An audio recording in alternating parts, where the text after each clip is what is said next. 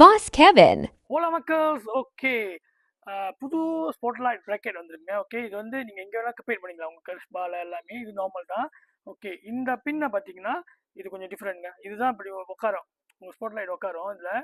Okay, இது என்னன்னா இப்போ ரொம்ப ஃப்ளெக்சிபிள் ஆயிடுச்சு. நீங்கள் இப்படி பூட்டிட்டு எப்படி நீங்கள் சுற்றிக்கலாம் இதை. ஓகே, சுற்றிக்கலாம், இப்படியும் அட்ஜஸ்ட் பண்ணிக்கலாம்.